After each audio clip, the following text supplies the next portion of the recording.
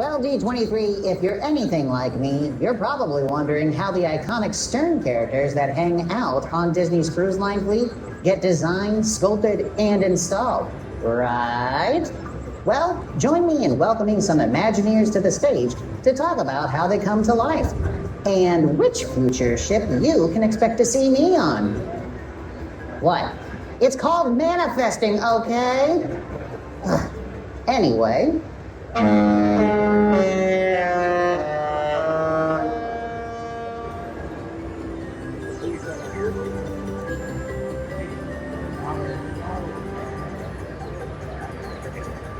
everyone! Welcome to our little presentation. We have a few people here. That's great to see. We're going to talk about the greatest thing since Disneyland, which is the Disney Cruise Line. And I'm here with a couple of my colleagues. So one of them you might recognize if you saw the Horizons event last night. We have a celebrity among us. That's my sister. No, it's not. I don't have a sister. So Claire, tell them who you are if they didn't already know. Hi, I'm Claire Weiss, and I'm the creative lead for Imagineering and the Walt Disney. That was a ship sound. We have sound effects. I am leading the Imagineering effort for the cruise line portfolio. So lots and lots of things that seem really exciting. And I get to partner with my colleague Dave and my colleague here, John, will introduce himself. Hi, I'm John McDonald. I'm the principal dimensional designer, and I work on a lot of our character sculpts. So I've been working on the Stern characters since the Wish, all the way through the Believe, and maybe some future ships. And I'm Dave Fisher, based in Glendale, like John is. Claire is based in London. And I am the creative story lead on the Disney Cruise Line. And I think like Claire and I have been working on this since like 2019, John? 2018, yeah. 2018, Yep, John? around the same, yeah. So we've been at this for a long time. We've got a bunch of ships that are sailing. And you might notice that what we're going to talk about today are Stern characters. Anybody know what a Stern character is? These are the things that are on the backs of our ships for the Disney Cruise Line. And this is something that came about back in the mid-1990s when we were first formulating the Disney Cruise Line. I had an opportunity to actually chat with Wing Chow a couple of weeks ago. Disney legend Wing Chow, who was one of the key people for the Disney Cruise Line in developing these ships that you see. And I asked him, where did the idea for Stern characters come from? And he goes, I don't know. We just had a bunch of meetings. We were throwing out ideas. We were talking about fireworks. We were talking about split restrooms. We were talking about Rotational dining. And it was just one of those ideas that we threw out and it stuck to the wall, and that's what it became. Yeah. So what do we got here, Claire? Well, for those that are familiar, this is the stern of our ship, which is the nautical term for the aft end, the back end of the ship. And what's been really cool about this journey, for those that are familiar with the cruise line, is our classic ships, the Magic, Wonder, Dream, and Fantasy, have very classic Disney characters. Because the thought is, if I see that ship from far away at port, I have to know that that's a Disney ship. And sort of the design ethos at the time was really a celebration of a lot of IP. And as we got into the design of the Wish class, which Dave and John and I know a little bit about, we really thought we wanted to lean into distinct identities for each of those ships. And so it was a little bit of a difference in how we thought philosophically about the creative. And that made its way to the Stern characters. So these Stern characters became another sort of punctuation mark of the ship's personality, its theme, and they became more and more intentionally specific. So on the original ships, we leaned more into the Disney character, more of the classic Disney characters. I mean, you see Dumbo here. How many of you have been on the Magic, the Wonder, the Fantasy, the Dream? If you haven't, they're booking cruises right outside our door here. I highly recommend it. They go all over the world. But we started, Goofy was the original on the Disney Magic, and then we had Donald Duck. And by the way, that's only one of his nephews. Can anybody tell me what nephew that is? Huey, very good, that's Huey. And then we came down to the Disney Dream with Mickey Mouse having the brooms, paint, Disney Dream and the filigree, and then finally Dumbo. And then, as Claire said, we went to the Wish class. And I love that you pointed out that they're all painting. That was something that we started in the late 90s, that we continued, that each character on the stern of the ship will have some hand in creating that filigree, in creating that design, but something that's true to their character. So it's a cool thing to play with as we go forward. Watch it. Not too far. We go too Oh, far? I can go back. Go Let's go back. back. There we go. Oh. No, go forward. I got the clicker. Because I think John's going to tell us how we used to make the characters. Yeah, so I think another really cool design philosophy of those cruise ships is you have the really classic ocean liner look, but we add a little bit of that Disney humor and fun to the back. So our characters really try to bring that story and joy to life, and it is truly an identifying feature of our Disney cruise ships. So what we see here is our master foam model, which a Disney artist comes in and sculpts at full scale our characters. We start with a maquette, so we start a little smaller, and then eventually we'll scan it and we'll mill it, which is a big robot arm that comes and carves into the foam, and then we'll have an artist point it up, add all the details, and then we'll bring it into production, turn it into fiberglass, figure out the structure. It's a very coordinated and complex but fun exercise in trying to bring these characters to life. It's also like an art form. It sounds very mechanical, but what he's describing is someone sculpting every little detail, every little nuance. I mean, it is truly that very large scale form of art, which is so cool for us to see. Yeah, and just as our characters developed and as we chose the new characters, we can start to see the level of detail increases. We started with some of our classic characters, but as we move into more of our CG characters and superheroes, the level of detail needs to kind of exponentially just increase, and it's a lot of fun to see more details getting added to the sterns. And as Claire said, we're always trying to create a storytelling moment with these characters. So you saw with Mickey Mouse, it's like a scene from Fantasia, where he's brought the brooms to life and they're doing all the work while he dreams about becoming a sorcerer. And the same is true when we go to these ships on our Wish class, from the artist herself, Rapunzel, to a little paint battle between Captain Hook and Peter Pan, to Spider-Man, who is actually reenacting the same story as Mickey Mouse and his brooms, except this time it's some spider bots. He's lost control of them. He's trying to get them back in. And then the Disney Adventure, which is our ship that's in Singapore, we thought, this one is sort of an outlier. We really got to do Mickey and Minnie on this one, so that's where we got Mickey and Minnie. One last thing that I want to mention about this slide here. A little pro tip note: when you go on these Wish class ships, you can see them when you're off the ship. If you want to see them when you're on the ship, just go into the Deck 5 restaurant, which is Arendelle. It is Plaza de Coco and Pridelands. Pridelands, yeah. And Pridelands. Go to the very back to the windows. You can look down, and there they are. Get some great photos. So just a little pro tip when you go on the ship.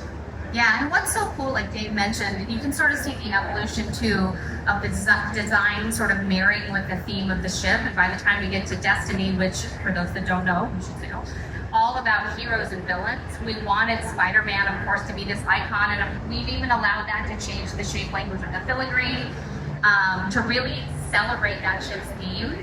And I think one of the things we love about the evolution here is we're able to bring in some of our secondary characters. Spider-Man is super powerful and he's iconic, but the spider bots are kind of goofy and they've gotten awry, like Dave said. And here they're doing what we're doing. One's going snorkeling, one's going tubing. So it gives us this really cool creative lever to balance sort of the power of these really strong characters with some of their fun sidekicks. So that's been cool for us. And before we go on and ignoring last night, revealing the back of the Believe, because just Which is pretend back you didn't there. see last night, because we're going to reveal who's on the back of the Believe. Let's take you through how we actually built one of these characters for the back of the ship. So we start with a really close partnership for Rapunzel feature animation, making sure we get the pose correct. We actually had an animator pose Rapunzel, and we worked closely to develop that idea and make sure that it still feels Rapunzel even at that large scale.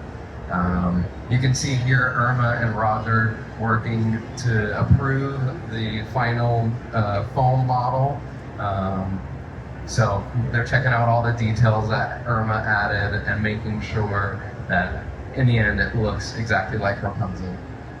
Yeah, and the interesting thing that you probably assume is these are highly, highly structural. So there is a massive amount of structure in these. They are on the aft of the ship. They're also at sea.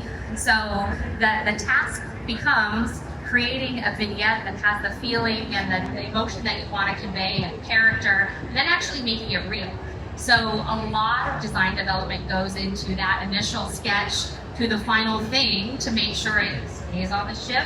And John and team do a wonderful job at actually integrating the structure. I don't know how detailed we'll get into the Rapunzel vignette, but there's quite a lot of engineering that goes into this, but that's not something we want any of you to see. It needs to feel like an artful thing. So it's cool to see the initial idea still captured in the final. And then John, yeah, if we look at this has most of the structure represented in the maquette. So we really do try to hide it, but still making sure that Rapunzel is the star with Pascal. And from every angle, we're checking to make sure the guests cannot see the structure as well as we can hide it. Should we let them in on a secret? Can you point out three elements in this that are not actually real parts of the ship? I'll just spoil it. Those 3 posts at the top are not part of the ship. So the team did this really cool sort of investigation as to make sure we can have the structural elements we need, something that tells you, oh, narratively, I'm part of the ship, and Rapunzel's hanging off of it, but no other ship has that structure. It's actually part of this composition. We even put in fake portholes. Listen, the sky's the limit. So this is just a video showing how much coordination actually goes into, even before we get the stern character to the ship, we're staging and making sure that it'll fit on the curvature of the hull. So this was actually done in California, but our ships are built in Germany. So we wanted to make sure and stage and practice putting it on that hull before we shipped her out to Germany and had to do it for real. It's a good point. The ship isn't straight down. It has the curvature of a shape, so everything has to be looked at from all angles. Yeah. And here she is arriving in Germany. Yes, and this is the scale of her next to a real human person. So she is obviously overscaled. Pretty exciting. I looked it up. She has a size 22 shoe. Oh! Just as big as Shaquille O'Neal. Yes, they share something. No, and so it gets shipped all the way to the shipyard in Germany, and then that team sort of puts her back together and assembles her on the ship. That's a great day, by the way, when often we'll assemble everybody who's in Papenburg, Germany, which is where we build our ships, and have a nice little celebration when she goes up. Yeah. Should we talk about how you designed the Destiny character a bit differently? Yeah, so Spider-Man has a lot of details in his costume, and we really wanted to capture and make sure we got those details correct. So for Spider-Man himself, we did mill him, and we carved in all those details by hand. But we tried a new process on some of the spider bots because they are smaller and they also have a lot of detail. We tried, rather than milling, we 3D printed them and we cast them in steel to make sure we were able to capture all of the details that were in the digital model. So this is them before they were painted. We can see what they look like just in that steel, and then when they are final and painted, and you can kind of see some of the bolts, but once they're on the hull, we will hide those really well. And I just love the integration of the Disney Cruise Line experience here, and that's what's cool about what we all get to do. Is we know these are classic Disney stories, but we try to find ways to connect them to what we are doing on board. So like we mentioned before, that one's snorkeling, that one's going to go on a tube. It's a way for us to have fun and extend the stories to what we're doing when we're at sea. And you'll also notice that the stern characters, at least on the wish ships, connect to what our overall theme is. So our overall theme of Destiny is heroes and villains. So Spider-Man. On the Disney Treasure, it's adventure. So Yep. So that's Captain Hook and Peter Pan, and of course, as we saw, Rapunzel, theme of enchantment, which is the core theme of the Disney Wish. And for us, it's something. It's also, here's the thing: we have more ideas and stories than we can ever put in any ship. So this is just like another cool opportunity to give some characters some airtime that you know, a ship is a finite space. So this is an area we can continue to play with. And here we are with, this is where it was put together, or actually it was completely done. And the people you see over here on the right, that's Jay Abrazizi, who is our production creative manager on this. On the right is Brent, whom you saw. Brent Strong was our creative lead for our Marvel portfolio. Some of you may have seen him on stage last night. And in the middle is Laura Cabo, who was our creative leader over the entire Wish class. She also did the adventure. She got so exhausted, she retired in March, and she moved to Cambridge, Massachusetts. But very, very, very well deserved. But so, she's left it for Claire now. She's left it for me, and I've got plenty of energy. No, she did an amazing job. We're excited to build on her legacy for sure. So if you watch any of the documentaries that were made about Wish and Adventure, there's Laura. Laura's in there. And then scale-wise, you see Spider-Man actually coming out of his travel clothes. So yeah, I think it's just like a really fun way for us to continue to push. And I think I speak for all of us that, you know, we don't take no for an answer lightly. So as we continue to develop new ships, we're continuing to push the boundaries, really from a creative but also a structural and feasibility perspective. I mean, John, I don't know if you were able to talk a bit about the spider web. I mean, that was super challenging. We did have to strategize a lot to figure out how we were going to achieve that. And I think with some of the advancements in technology that we've been able to leverage, we were able to make it come true. And I think it kind of completes the story. Without that web, we won't get what Spider-Man is trying to do and save the stern of the ship. And another break here was the filigree, which looks decidedly different from any other ship that we've done. Because it just didn't make sense visually. And that's the cool part is, as the creative team, we can make those rules and bend them to tell the story we want to tell. And it's going to be different on every ship. And speaking of which, you'll notice that we have the beautiful Destiny, we have the beautiful Treasure, and now we have Believe. Yeah, you didn't see this last night, did you? So this is a complete surprise. Yeah, it's brand new just this minute. Oh yeah, it's not over there either. You didn't see it over there. This is the over first there. time you've seen it. But if you haven't yet, I really encourage you to go to the display that's literally right behind you. The maquettes of this, when the small models are there. And for us, this is best because like they believe in different things. Buzz believed he wasn't a toy until pretty long into the storyline. So we felt like they were the perfect characters to bring to life this notion. And they're characters everybody loves. And a little fun tidbit: you should count the number of clouds because they will be that number of ship within our fleet. So we have represented that idea actually on all of our ships in different ways. So if you look for clouds or stars or any other shape that maybe just feels decorative, I'd encourage you to look a little bit closer and see where in the timeline of the fleet that ship plays. So. Yeah, that's a nice little tidbit. And we are not, if you go and see the Destiny and the Adventure, we're not going to explain any of that. Just count it, take it as it is. But it's a cool way. You can really see how the team takes all those things that are the first or the second or the third read and makes everything feel meaningful. So. And Claire, I know last night you brought it up, but these are our first characters that are not painting the ship. Yes. They're coloring, and I think that's so fun and plays to the story of these characters and making sure it's authentic to their story. Yeah, that's a great point. I think that's the thing that we always hold true is they want to be integrated into this, but they would do it in a way that's true to their characters. So I'm glad you brought that up. They don't paint; they have crayons. They got giant crayons. Yeah. So I think that's a little bit all we've got. That's a bit on the evolution of stern characters, and look out for more because we've got like 4 more ships that we haven't even talked about yet. Correct. So they'll be coming up soon. But until then, I think you really should do what we do because in our spare time, we're always on a Disney cruise ship, whether it's for work or pleasure. It's required, I think. So check out the exhibit that we have around the corner that shows off our new Grand Hall characters as well as our stern characters. And also go visit the Disney Cruise Line booth because I understand they have Disney characters that are over there and everybody loves Disney characters. And maybe we'll see you on one of our cruise ships soon. Yeah, awesome. Thank you guys. Have a nice weekend. Bye. Bye.